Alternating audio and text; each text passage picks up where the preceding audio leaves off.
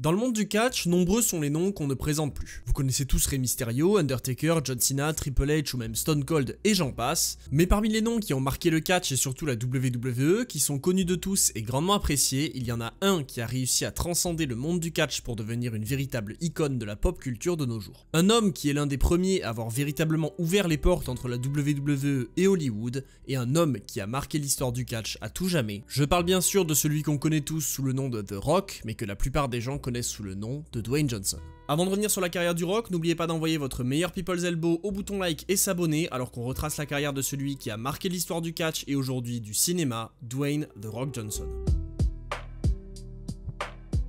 Fils du déjà très grand Rocky Johnson, lui-même catcheur, Dwayne Johnson débute une carrière dans le football américain qui ne sera que de très courte durée avant de s'orienter lui aussi vers le monde du catch. Il débute immédiatement pour la WWF, obtenant des dark matchs contre des noms déjà établis et finit par signer un contrat avec la fédération en 96. À ses débuts, il prend le nom de Rocky Maivia, rendant hommage à la fois à son père et à son grand-père, tous deux de très grands noms du catch et faisant donc du Rock le premier catcheur de 3ème génération. Et d'ailleurs, si vous voulez en savoir plus sur cette grande famille du catch, je vous invite à aller voir ma vidéo sur la famille Anoa'i, puisque la famille du Rock y est grandement liée. Au Survivor Series, il commence très fort en étant le dernier survivant de son équipe, seul face à Goldust et Crush, et va même réussir à éliminer les deux grâce à un splash et une sorte d'enfourchement. Mais même si au début les fans explosent de joie quand Rocky remporte le match, on va voir que le soutien du public ne va pas durer très longtemps pour le jeune Rocky Maivia. Dans les semaines suivantes, Rocky Maivia va rester invaincu, battant divers noms du roster lors d'émissions hebdomadaires et participera même au Royal Rumble 97 que bien sûr il va finir par perdre. Mais la veille du Rumble, Rocky Maivia va surtout battre le champion intercontinental Hunter Hearst Helmsley par décompte à l'extérieur, et donc moins d'un mois plus tard lors de Raw, il obtient une chance au titre contre celui qui deviendra plus tard Triple H. Et pour continuer cette montée extraordinaire dès ses débuts, Rocky parvient à battre Hunter Hearst Helmsley grâce à un roll-up pour devenir champion intercontinental. Et là on voit déjà une différence avec la plupart des catcheurs dont on a retracé la carrière, c'est que The Rock, alors que ça fait moins d'un an qu'il est dans la fédération et qu'il n'a pas eu tant de matchs que ça, il est déjà champion en solo. Et justement, alors qu'il défend et conserve son titre à In Your House Final Four, le public commence doucement à se tourner contre Rocky. En réalité à l'époque c'est Stone Cold qui est la plus grande star de la fédération et qui, bien qu'il soit face, joue le rôle du anti-héros badass. Donc quand à côté de ça il y a un face basique tout souriant comme The Rock qui débarque, les fans sont forcément beaucoup moins investis et vont rapidement commencer à le détester. Malgré ça, il va quand même continuer son run en essayant toujours de jouer le rôle du face, mais les fans vont carrément lui chanter Die Rocky Die, littéralement meurt Rocky meurt, pour montrer leur rejet du jeune Rocky. Pour autant, Rocky Maivia ne se laisse pas abattre et continue à progresser en gagnant de nombreux matchs et réussissant même à conserver son titre intercontinental contre le grand Bret Hart grâce à une disqualification. En plus de ça, Rocky Maivia obtient son premier match à WrestleMania en mars 97 pour WrestleMania 13 où il défend et conserve son titre intercontinental face au Sultan qui s'avère être Rikishi. J'ai l'impression qu'à chaque fois qu'il y a un gars qui apparaît quelque part et qu'on sait pas qui c'est, au final c'est toujours Rikishi. Et d'ailleurs, un petit peu comme ce qu'ils vont refaire des années plus tard au Rumble 2015 avec Roman Reigns, la WWF va tenter tant bien que mal de forcer le public à soutenir Rocky Maivia en faisant revenir son père Rocky Johnson pour l'aider à conserver son titre intercontinental dans ce WrestleMania. Malheureusement bien sûr ça ne va pas fonctionner, mais du coup la WWF va commencer à réévaluer la manière dont ils veulent mettre en avant le jeune Rocky. Déjà il va perdre le titre intercontinental en avril 97 et va ensuite avoir quelques matchs avant de disparaître des écrans pour soigner une blessure. À son retour 3 mois plus tard, Rocky Maivia tourne le dos aux fans, reconnaît pour la première fois l'existence des huées et des chants insultants envers lui et s'associe à D'Lo Brown, Kama et au grand Farouk pour former le clan qui va marquer l'histoire, la Nation of Domination. Et si ce heel turn peut sembler être un pas en arrière puisqu'il va mettre en pause sa carrière en solo pour rejoindre un groupe, en réalité on va voir que ça va lui être grandement bénéfique. Déjà, premier fait marquant, il va changer de nom pour devenir officiellement The Rock. D'une part ça claque beaucoup plus et en plus ça va amplifier son côté heel puisqu'il va mettre complètement de côté son héritage. En plus de ça, il va commencer à embrasser pleinement son rôle de heel avec un côté badass et arrogant et il se met à parler de lui à la 3ème personne, ce qui va le rendre bien plus cool et intéressant que lorsqu'il était un classique face souriant. Et d'ailleurs, premier fait marquant de sa carrière à son retour, en plus d'avoir un bon run avec la Nation of Domination qui va lui permettre de s'entourer de grands talents, il va avoir une petite rivalité avec Steve Austin dès fin 97 autour du titre intercontinental. Et là, pour ceux qui n'ont pas vu ma vidéo sur Steve Austin, je vous la conseille et pour les autres, vous savez déjà ce qui va se passer. Bien que Steve Austin batte The Rock à In Your House D-Generation X, il lui donne le titre le Raw suivant pour lui aller s'attaquer au titre de la WWF et donc The Rock redevient champion intercontinental malgré le fait que juste derrière il va déguster un maxi stunner. Maintenant champion intercontinental, Intercontinental, The Rock va utiliser tous les moyens les plus sales pour conserver son titre, cachant notamment un point américain sur Ken Shamrock au Rumble 98 causant la disqualification de ce dernier et permettant à The Rock de remporter le match et conserver son titre. Le même soir, il va en plus participer au Royal Rumble match, entrant en 3ème position et arrivant jusqu'au bout, ce qui est déjà incroyable et lui permet de s'établir un peu plus, mais malheureusement, il se fera éliminer par l'ancien champion intercontinental qui ira remporter le match. Mais cette défaite ne va absolument pas entacher le run de The Rock, bien au contraire, puisqu'il va continuer à progresser au sein de la Nation of Domination, avec notamment plusieurs matchs en équipe aux côtés du leader du groupe, Farouk. En plus de ça, The Rock obtient encore une place sur la carte de WrestleMania, défendant à nouveau son titre contre Ken Shamrock et gagnant le match par disqualification. Mais après l'agrandissement de la Nation of Domination, qui deviendra la Nation tout court et qui ajoutera Mark Henry et Owen Hart à leur groupe, The Rock va prendre bien plus d'importance au sein du clan puisqu'il va en devenir le leader. The Rock prend la place de Farouk en tant que leader du clan, trahissant et excluant ce dernier et se lançant en rivalité contre lui après qu'on ait senti des tensions depuis quelques temps. Maintenant leader de la Nation, The Rock va participer au King of the Ring 98 où il ira jusqu'en finale, battant Triple H et Dan Severn au cours du tournoi, mais perdant en finale contre Ken Shamrock. Encore une fois, cette défaite ne va pas du tout entacher la carrière de The Rock puisque va s'en suivre une rivalité entre la Nation et la DX, mais en particulier entre The Rock et Triple H, les leaders des clans respectifs. Les deux hommes vont donc se battre pour le titre intercontinental à plusieurs reprises, notamment à Fully Loaded où The Rock conserve son titre dans un 2 out of 3 falls qui se terminera en match nul par manque de temps et qui sera surtout rempli d'interventions des membres des deux clans. Cette fin un petit peu décevante va permettre d'organiser une revanche, cette fois-ci en ladder match à SummerSlam où les deux hommes vont avoir un match absolument fou de presque 30 minutes. Alors certes, les ladder matchs de l'époque c'est peut-être pas aussi fou que ce qu'on a l'habitude de voir aujourd'hui, mais le match est vraiment très bon et on voit clairement le talent des deux hommes qui sont le futur de la WWF et donc c'est un match que je vous conseille. Avec une nouvelle fois des interventions de partout et notamment une dernière de Chyna qui va empêcher The Rock d'avoir des enfants, Triple H décroche la ceinture et détrône The Rock pour devenir champion intercontinental. Mais comme on a l'habitude de le voir dans ce type de vidéo, la perte du titre va être en réalité bien plus positive qu'autre chose puisqu'elle va permettre au Rock de s'orienter vers les sommets. Suite à ça, The Rock gagne de plus en plus le soutien des fans au sein d'un groupe qui était heel et donc la WWF va prendre la bonne décision de mettre un terme à la Nation, permettant au Rock d'aller exploser en solo. Lui qui a énormément développé son personnage en tant que heel est maintenant hyper charismatique et on sent bien qu'il a un grand avenir à la WWF. Et justement, cette impression va bien sûr se confirmer très rapidement puisque maintenant débarrassé de la Nation, The Rock participe au tournoi pour couronner le nouveau champion de la WWF. Bon, le truc un peu con avec ce tournoi, c'est qu'ils ont décidé de faire tous les rounds dans la même soirée et du coup ça donne des matchs hyper courts, notamment The Rock contre le Big Boss Man qui dure littéralement 3 secondes, juste le temps de faire un tombé. Mais au-delà d'avoir le match le plus court de l'histoire, The Rock arrive jusqu'en finale après quand même avoir battu Ken Shamrock et The Undertaker pour aller se frotter à Mankind dans le main event pour le titre de champion. Et donc, pour clôturer le Survivor Series 98, The Rock remporte son premier titre de champion de la WWF pour marquer l'histoire et lancer sa domination de la fédération. Mais en réalité, alors qu'il obtenait de plus en plus le soutien du public, The Rock ne remporte pas le titre de manière clean puisque Vince McMahon va recréer un screwjob sonnant la cloche alors que Mankind n'a pas abandonné pour aller s'associer avec The Rock et lui donner le titre de champion. Ce moment va en fait permettre à la fois le heel turn du Rock et le face turn de Mankind alors qu'il était précédemment allié avec la famille McMahon. En réalité, Mankind était plutôt manipulé par les McMahon et du coup le face turn va avoir lieu de manière plutôt naturelle puisque les fans vont avoir de la peine pour lui et vont grandement en vouloir à The Rock. Mais du coup, cette victoire controversée contre Mankind va aussi permettre d'intégrer The Rock à la Corporation et être l'un de ses membres principaux, mais ça va surtout permettre de lancer la rivalité avec Mankind qui mènera à des matchs qui ont marqué l'histoire. L'un des plus connus, c'est bien évidemment celui du fameux Raw du 4 janvier 99 où Mankind gagne le titre sous l'ovation des fans dans un moment que personne n'a oublié. Et bien que ce moment ait marqué l'histoire en tant qu'événement important de la guerre entre la WCW et la WWE, c'est aussi un grand moment pour la carrière de The Rock puisque ça va amplifier la rivalité avec Mankind. Cette rivalité est l'une des plus importantes de sa carrière et mène à ce I Quit match de fou au Royal Rumble que The Rock va gagner après avoir démoli Mankind avec une chaise et diffuser un enregistrement de celui-ci disant I Quit. Bon, avec le recul, ces coups de chaise en plein visage c'était assurément la pire idée, mais bon, The Rock récupère son titre et les deux ont un nouvel affrontement, cette fois-ci dans le désormais très célèbre Empty Arena match. Comme son nom l'indique, c'est un match qui a lieu dans une arène entièrement vide et ça va donc amener la rivalité vers encore d'autres niveaux. L'importance de ce match est d'autant plus grande qu'il sera diffusé pendant la mi-temps du Super Bowl 99, certes sur une chaîne différente, mais la WWF ayant également une pub pour leur programme pendant la mi-temps, ça permettait à certains fans de changer de chaîne pour aller voir ce match. Mais au-delà de cet horaire de diffusion particulier et de cette stipulation très particulière sans public qui permet aux deux hommes d'aller se battre partout, l'absence de son et de public était absolument inédit à l'époque et ça permet d'entendre les deux hommes se trash talk pendant le match, ce qui est hyper divertissant. Ils vont en plus de ça partir se battre partout dans l'arène, comme dans SmackDown Here Comes the Pain littéralement, jusqu'à se retrouver dans le parking. Et finalement, au terme d'un match fou dans lequel les hommes vont littéralement faire le tour de la salle, l'alter ego de Mick Foley récupère le titre en utilisant un chariot élévateur, écrasant The Rock pour le compte de 3. La rivalité continuera encore quelques temps avec un affrontement à St. Valentine's Day Massacre dans un Last Man Standing dans lequel The Rock va chanter pendant le match. Ah non, je troll pas, hein, écoutez.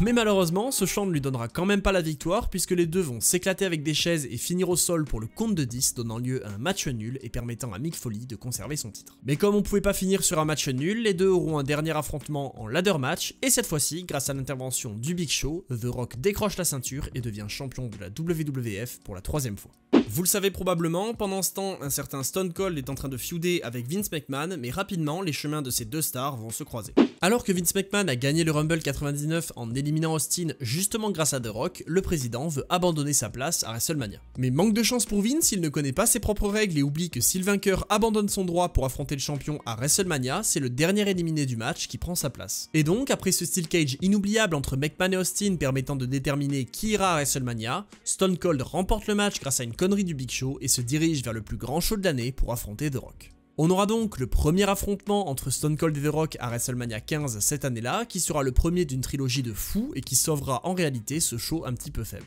Et donc, avec la corporation bannie des abords du ring et Mankind en arbitre spécial, c'est Stone Cold qui vient à bout du Rock et récupère le titre, mais croyez-moi, on n'avait clairement pas fini d'entendre parler de ces deux noms. Mais ce que ce match va aussi permettre, c'est d'augmenter la popularité de The Rock, qui va rapidement atteindre les sommets et ça va forcer la WWF à prendre une décision. The Rock à ce moment-là est heel, c'est-à-dire qu'il a le rôle du méchant, mais avec une telle explosion de popularité, la WWF va décider de enfin capitaliser dessus et le faire redevenir face. Cette fois-ci, c'est pour de bon et il va d'abord continuer sa rivalité avec Stone Cold qui va mener à des moments excellents qui vont continuer à démontrer la supériorité du Rock au micro et amplifier le soutien des fans envers lui. Suite à ça, après avoir été viré de la corporation par Shane McMahon, The Rock se lance en rivalité contre le nouvellement fondé Corporate Ministry pour enfin officialiser son rôle de face. Et si The Rock était déjà très talentueux au micro en tant que heel, on va voir qu'en tant que face, il va littéralement exploser. Déjà, l'une de ses phrases va carrément inspirer le nom du show SmackDown qui naîtra à ce moment-là, et en plus, The Rock va régaler le public à chacune de ses apparitions avec un charisme de fou.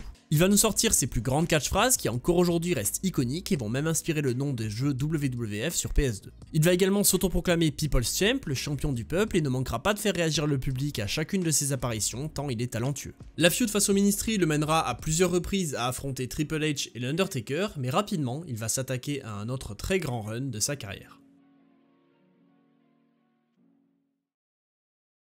Le 30 août 1999, Mankind et The Rock forment pour la première fois la Rock and Sock Connection, s'associant après avoir été ennemis pendant un bon moment et battent immédiatement le Big Show et l'Undertaker pour devenir champions par équipe. Et si à l'époque certains critiquaient la décision de mettre The Rock en équipe, l'avenir va clairement leur donner tort. Avec des segments plus divertissants les uns que les autres, les deux anciens rivaux vont exploser les audiences de Raw, générant certains des plus grands ratings pour le show rouge. Ce run va quand même durer quelques temps, jusqu'à fin 99, et va non seulement permettre de conserver la popularité du Rock, mais également de l'amplifier, et finalement, alors qu'on pourrait penser que ce serait un frein pour sa carrière, ce run en équipe va être un véritable cadeau. Franchement, je vous invite à vous regarder des best-of de leurs meilleurs moments, parce que c'est hyper divertissant et marrant à regarder. Mais passons à la suite pour The Rock, parce qu'il est encore loin de l'apogée de sa carrière. Après avoir remporté le Royal Rumble 2000 et après avoir feudé un temps avec le Big Show, The Rock se retrouve dans un Fatal 4-Way pour le titre de la WWF à WrestleMania 2000 aux côtés de Mick Foley, Big Show et le champion Triple H. The Rock, qui initialement avait Vince McMahon à ses côtés, va survivre jusqu'au bout de ce match à élimination pour se retrouver face au champion Triple H. Mais malheureusement, après une trahison de Vince, The Rock perd le match et The Game conserve son titre. Bien sûr, la rivalité ne s'arrêtera pas là, mais Big Show et Mankind vont être mis de côté pour permettre à The Rock d'avoir une revanche face à Triple H en 1 contre 1 à Backlash. Et au terme de ce très bon match hyper divertissant et intéressant à suivre avec une histoire très bien racontée, et malgré les tentatives d'intervention de Vince et Shane McMahon,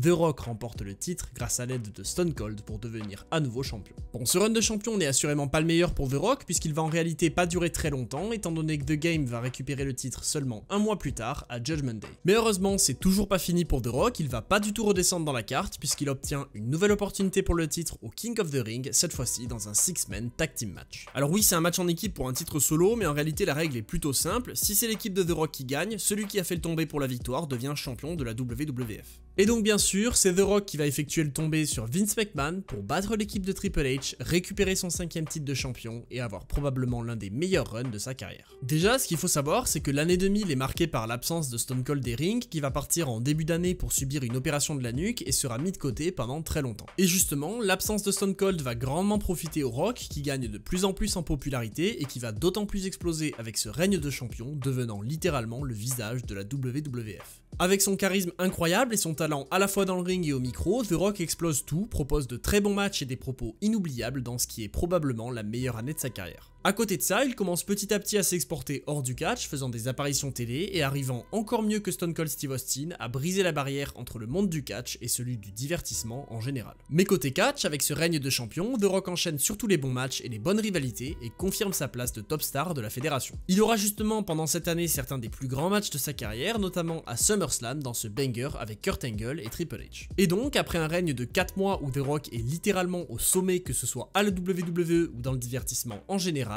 il perd le titre à no merci contre Kurt Angle. Mais si pendant ce temps The Rock a prouvé qu'il était la plus grande star de la fédération, un certain Stone Cold va faire son retour et la WWF va décider de capitaliser sur ces deux grandes stars. À son retour, Stone Cold retrouve bien sûr sa place au sommet, il remporte le Royal Rumble pour affronter le champion à WrestleMania et dès le pay-per-view suivant, The Rock reprend le titre à Kurt Angle dans un match juste fou et on connaît donc le main event du plus grand show de l'année. Les deux hommes qui se sont déjà croisés à quelques reprises, notamment 2 ans avant lors de WrestleMania, vont donc à nouveau se faire face, mais cette fois-ci à leur prime. Pour envenimer encore plus la rivalité, Vince McMahon va nommer la femme de Stone Cold comme manager de The Rock et donc Austin va ordonner à celui-ci de tout faire pour la protéger, sinon il y aura de graves conséquences. Et donc, grâce à ça, la rivalité prend un côté un peu plus personnel en plus de l'enjeu du titre WWF. Et justement, malheureusement pour Austin, dès la semaine suivante, alors qu'elle intervient dans un match entre Angle et The Rock, sa femme Debra se retrouve dans le ankle lock de Kurt Angle, poussant Stone Cold à intervenir avant d'exploser son rival avec son stunner. Et comme si on n'était déjà pas assez hypé pour un affrontement entre deux des plus grands noms du catch, la WWF va gentiment rajouter une stipulation, et on aura donc The Rock contre Stone Cold dans un match sans disqualification à WrestleMania. Ça nous mène donc à WrestleMania 17, l'un des meilleurs, voire le meilleur WrestleMania de l'histoire, avec pour main event le second affrontement à WrestleMania entre le People's Champ, le champion de la WWF qui a explosé durant l'année 2000, et l'ancien visage de la fédération qui s'est absenté pendant 1 an, The Rock contre Stone Cold Steve Austin.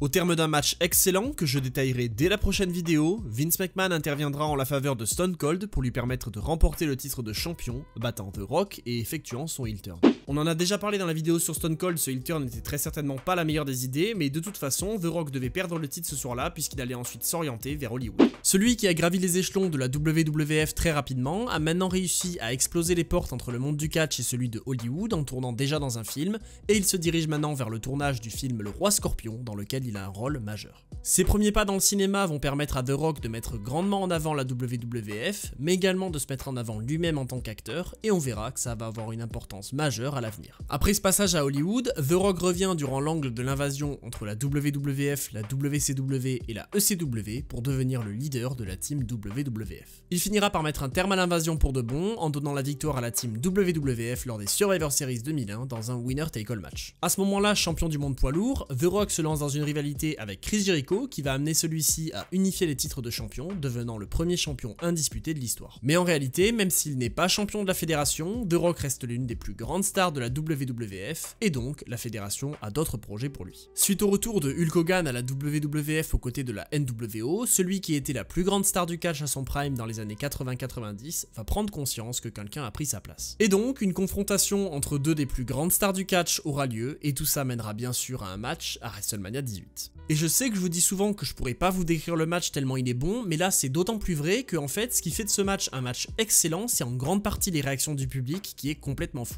Et c'est donc au terme de ce match exceptionnel qu'en réalité on ne pensait jamais voir que The Rock vient à bout de Hulk Hogan pour confirmer sa place au sommet en battant une légende des rings. Et ce qui rend ce match encore plus historique, c'est le fait que initialement c'était Hulk Hogan qui était censé jouer le rôle de heel, donc de méchant dans le match, puisqu'il était avec ce rôle NWO de Hollywood Hulk Hogan. Mais les fans qui étaient nostalgiques de l'apogée de Hulk Hogan dans les années 80-90 se sont complètement retournés et se sont mis à soutenir la légende, ce qui a obligé The Rock à changer son personnage en milieu de match pour jouer le rôle du méchant. Mais suite à ce match et à cette confirmation que The Rock est à son apogée, ce dernier va progressivement s'éloigner du catch.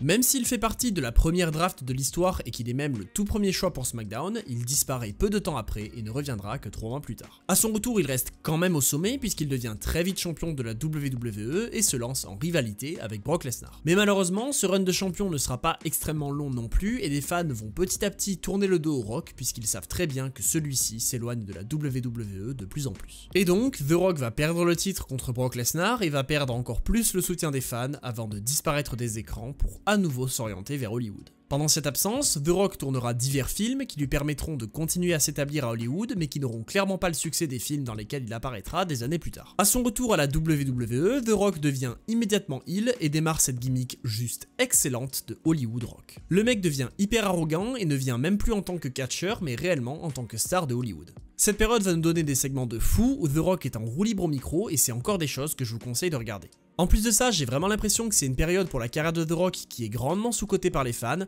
mais ça va aussi permettre à The Rock de à nouveau se confronter à son rival Stone Cold Steve Austin. La rivalité va culminer à WrestleMania 19 où les deux hommes auront leur dernier affrontement en 1 contre 1 sur la plus grande scène du monde pour enfin mettre un terme à cette trilogie. Mais avant cette confrontation tant attendue, The Rock aura aussi une courte rivalité avec le Hurricane qui était hyper divertissante et dans laquelle The Rock va même accepter de perdre un match. En réalité, c'est même lui qui avait insisté pour perdre face au Hurricane et ça force encore plus le respect parce que ça envenime d'autant plus une rivalité qui était déjà excellente et hyper divertissante. Mais pour revenir à WrestleMania 19, on va y arriver et pour la dernière fois de l'histoire, The Rock affronte Steve Austin. Les deux icônes de l'Attitude Era s'affrontent pour mettre un terme à leur trilogie. Cette fois-ci, c'est The Rock qui va repartir avec la victoire au terme une nouvelle fois d'un très bon match pour clôturer la carrière de son rival et lui offrir son dernier match à la WWE. Bon, on était très loin de s'en douter à l'époque et d'ailleurs il y a 1 an on n'y aurait toujours pas cru, mais en réalité Stone Cold va remonter sur le ring à WrestleMania 38,